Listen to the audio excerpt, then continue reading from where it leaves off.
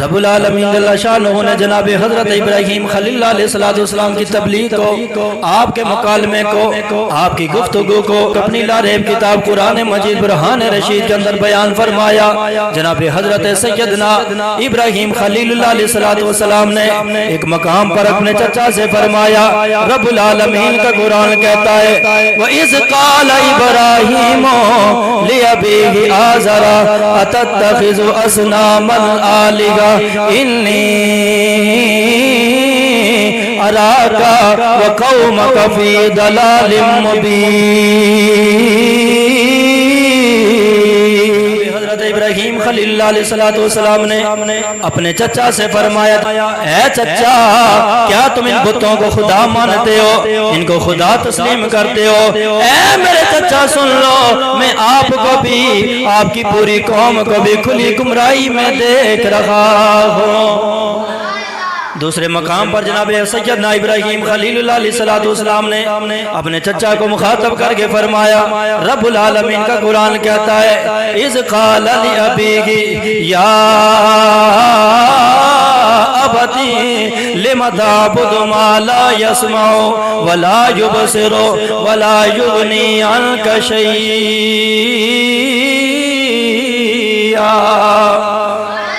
جناب سیدنا ابراہیم خلیل اللہ علیہ السلام نے اپنے چچا سے فرمایا، اے میرے چچا تم ان بتوں کی پوجا کیوں کرتے ہو جو سنتے بھی نہیں، جو دیکھتے بھی نہیں، اور جو تمہاری مصیبت کو دور بھی نہیں کر سکتے ہیں۔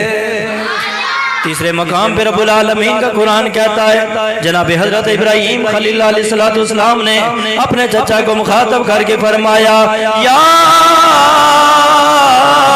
ابتی قد جاءنی من العلم ما لم یاتک فاتبعنی اہدک صراطا سویا۔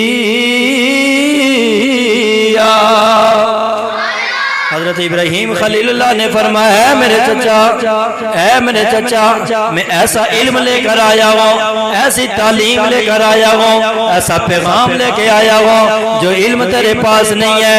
اے چچا تم میری پیروی کرو، میں تمہیں سیدھے رستے پر چلاؤں گا۔ چوتھے مقام پہ جناب حضرت سیدنا ابراہیم علیہ السلام نے اپنے چچا کو مخاطب کر کے فرمایا، یا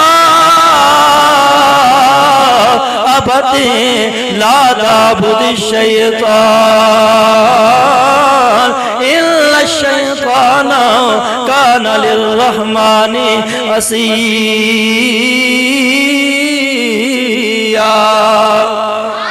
جناب حضرت سیدنا ابراہیم خلیل اللہ نے فرمایا، ہے میرے چچا شیطان کی پیروی نہ کرو، شیطان کی پوجا نہ کرو، اس لیے کہ یہ شیطان رب العالمین کا نافرمان ہے۔